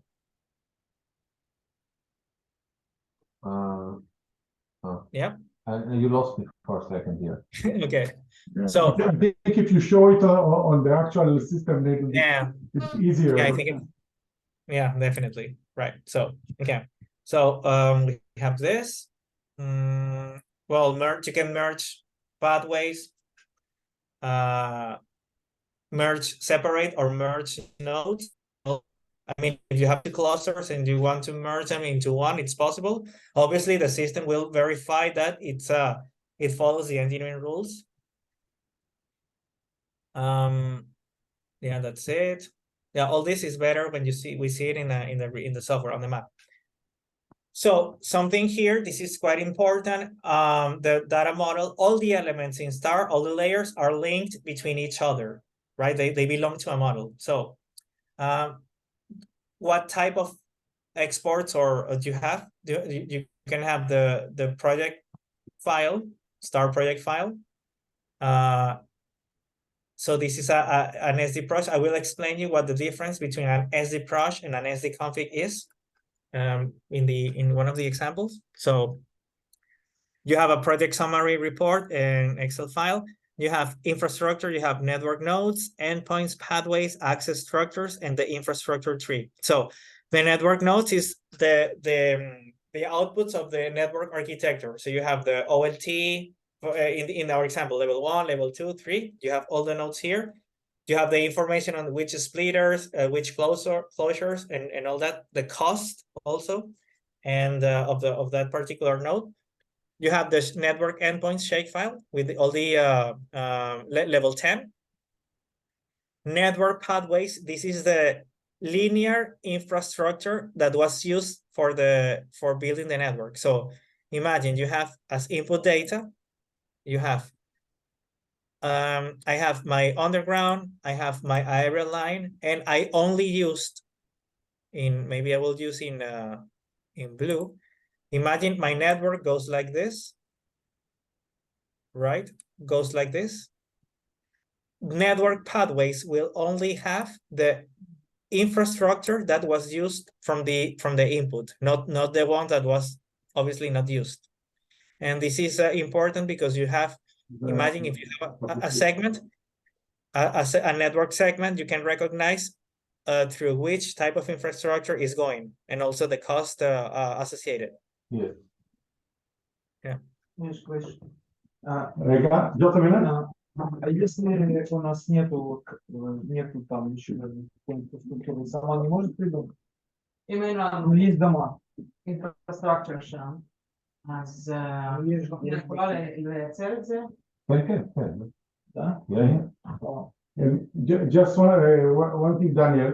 When you're talking to me about network pathways, this is what I've discussed with you about the basic pathways that we need to order. Mm-hmm. So those network pathways will tell me which network nodes or holes or manholes it passed through in a specific order, in the order. Yes, this pathway, network pathway, this layer has an attribute called well, imagine if I saved in my input data, remember name or external ID. Mm-hmm. There's an attribute in this network pathways layer that is called external key. Mm-hmm. I will get here in my external key the identifier, segment 1, segment 2, segment 3, all that. Mm-hmm. Okay. Right, so you can retrieve this info from here. Okay. Yeah. What is network access structures? The punctual infrastructure. So these are the lines, these are the punctual. In let's say, in practical terms, these are the poles and manholes. Okay. Holes, manholes, and filler. Yeah. Network pathways, connections. Network access structures, manhole, pole.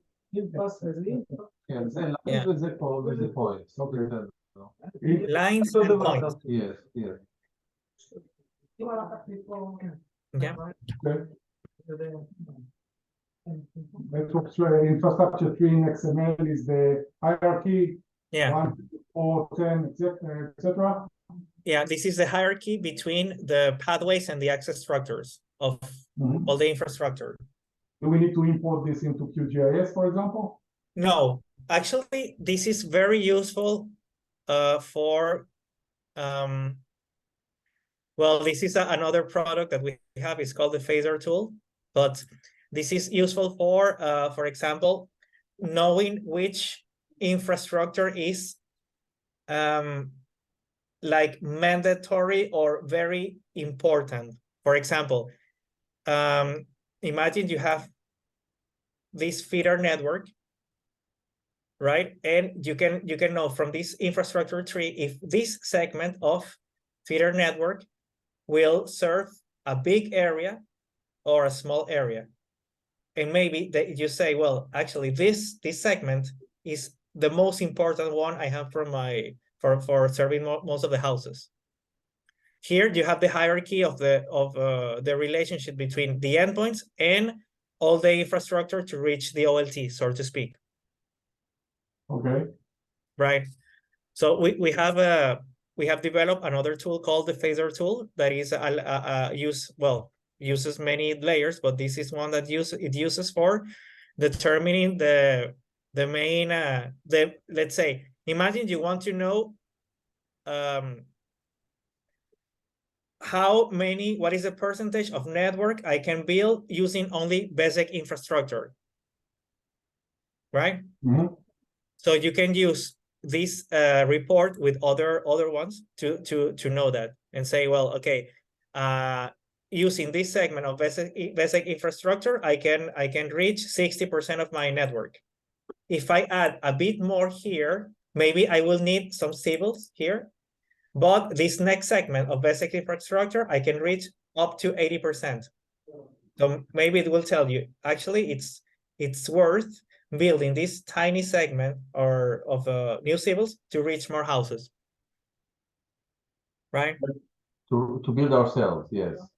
Exactly. You see, financially, well, okay, so it's some investment, but if I build this tiny segment, I can reach 80% of my network eventually. So this is how the infrastructure tree, it's like it categorizes all the endpoints and all the network segments in the hierarchy from the OLT up to the last endpoint. Okay, but if we did not define that segment, that dotted line, does it suggest to me to do that? Not in Start directly, but we have an ancillary product to do that. It's called the phaser tool. And he will suggest me to do such improvements, where to dig myself. Yeah, on the map you will see. Yeah, you will have this the segment and all. Yeah. But you can define in Star that you are willing to do infrastructure, your own civil work, and you say that you want to have 100% coverage, and it will complete. It will do the design, close whatever is needed. I don't know if we've ever done a demo of the phaser tool. Never. Okay. But never mind. I don't want to touch it right now. It's not for now. It's not for now. You're right. Let's focus on continuing. Yes. Continuing. Well, I'll note it and write it down. Maybe in the future. Yeah. Yeah. Mm-hmm. So, okay. So also you have the cabling. So in cabling you have network cables, network splice closure. There are some other auxiliary layers that are very useful for maybe sometimes for the BOQ and getting. I'm sorry, Daniel, I just thought about something. We are only talking so far about residential users, but we also have businesses. Mm-hmm.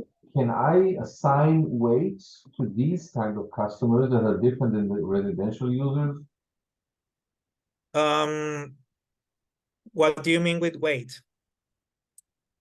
In the rules, can I say in the cluster, if I have a business customer, consider it as the same as 10 residential users, for example? Mm-hmm. In the same of the weight, the bit rate that he's taking, the volume that he's taking from the network.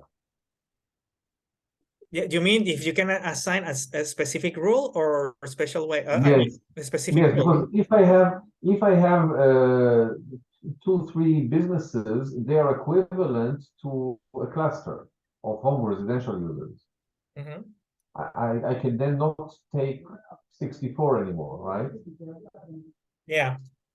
So the question is there a rule for that? Okay, there's a way you can do that. Maybe there's a workaround. Maybe we need to experiment, but what I will do.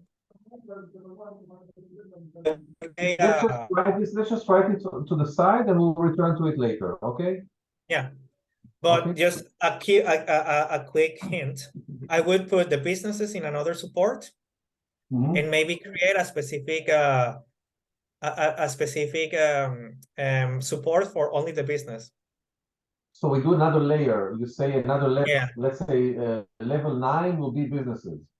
No, but could be the same level if you're bypassing. I don't know. We need to experiment. But if you're bypassing this number 3, maybe it would be the same level. We need to experiment, but yeah, it's possible. We've done this before.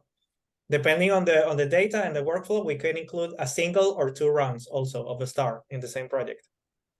Okay, so we'll return to it later. I'm writing this down as a question. Yeah, sure. Something that we can do, we can have a shared Excel file with some of the questions, and then we can answer back, and we can use it for configuring the system. That's a good idea. Right. So, well, you have cables also, the cables, closures, and some other auxiliary layers. Some additional data, you have service areas. These are the polygons. And cabling diagrams, duct diagrams. Well, here's not included the splice plan and the link budget report, but they're also included. And well, obviously these formats can be imported into other tools, like GIS tools or physical network inventories or all that.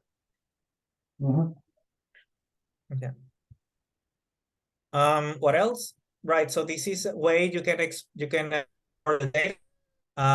Would it be an export in DWG in AutoCAD format?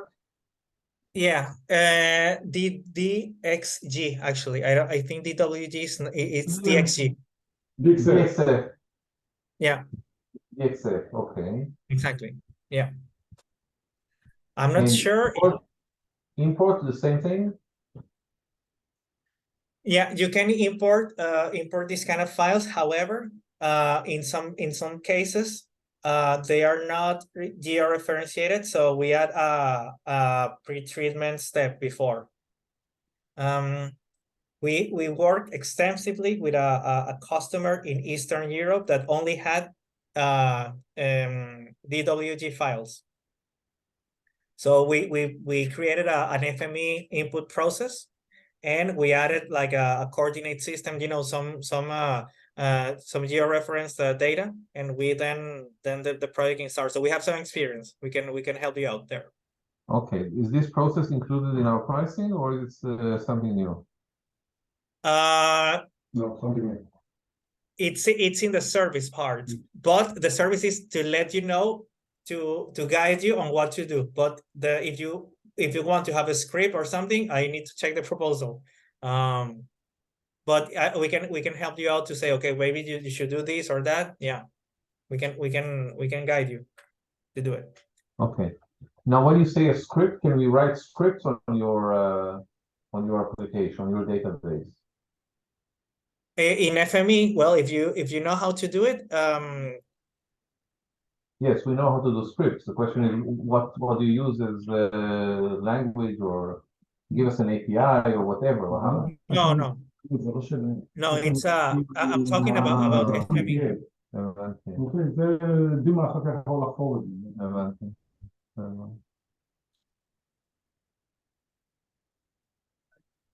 Okay, Yeah. done. Yeah. Right. So, okay. So this is where, if you see here, this is like a bit an old version, but you can select from this export which outputs you want to see. I need to update this this slide, but you have the reports and you can select them, check them, or GIS layers, and you'll get all the ones I mentioned before. I see.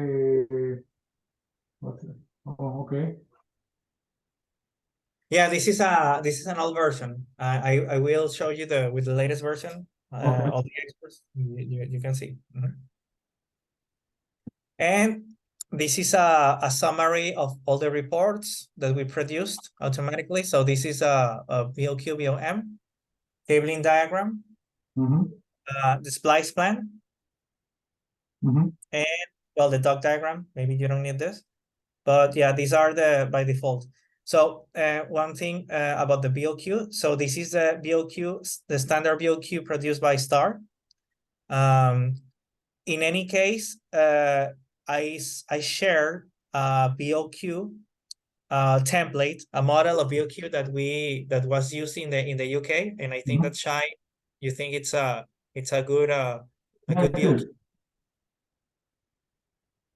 Sorry? it is very good. Yeah, so what you can do is, because this BOQ by standard BOQ is produced from the standard outputs, standard outputs. So what we can tell you is, for another model, another template, where to find the right information to fill the tab, right? Sure. The right. Yeah. Now, please explain to me the duct diagram. Is this for what is this for? Okay, the duct diagram. This is when you want to see the ducts or the microducts. So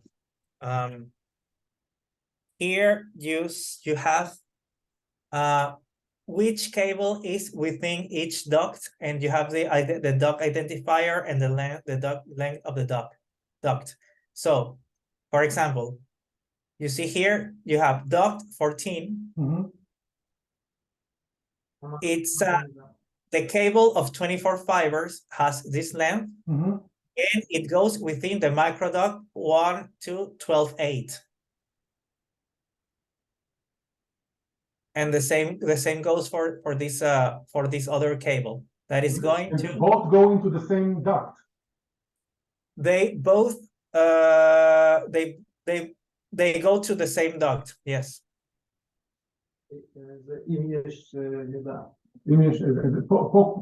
Here in this duct diagram, they are all going into the same duct and the same microduct. Yes. You have a duct. You have several microducts, and within each microduct you have a cable. Okay, so all the cables going into the blue microduct within this duct. Yes, exactly. And they reach this point that could be a chamber or could be a pole. Okay. And then there are the outputs. In, out.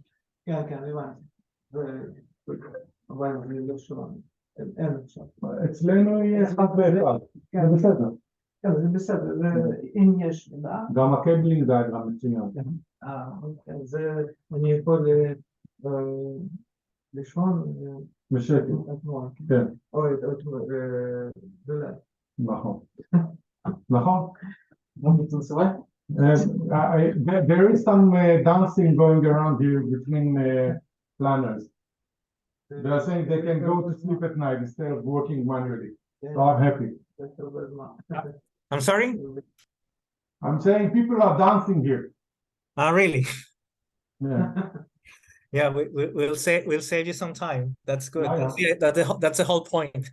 Yeah, exactly. Yeah, cabling diagram and splice man. So you see, for example, here you have the info mid-span access, right? You have this cable, right? Cable 4. You see that here this goes to the 5th fiber. There's likely to be a splitter here. So here you have tube 5. Sorry, tube 5. Within tube 5, you have each fiber 1, 2, 3, 4 up to 12. Yes. Right. You have here the type of the technique merge, and here you have the pass through the tubes pass through. You see? Merge. Good. You might have also this. There's no splitter here, but if there's a splitter, it's indicated like SP whatever splitter. Okay. Right. You have the number of splices. We will see. We will see later on. All that. That's good. Yeah. So yeah, this saves a lot of time. Yeah. So thank you, and we have finished our slides, our presentation. For the first day. No, the first part. The first part. So I suggest we do, hang on. We do a break. Okay. I don't know how long do you need, but I would say now it's 12:24 on our side. Let's take a 15-minute break, for everybody to refresh and reconvene in 15 minutes. Mhm. In the meantime, I have the CodeMeter server installed. I have a Cetic Star 2.3 version installed as well.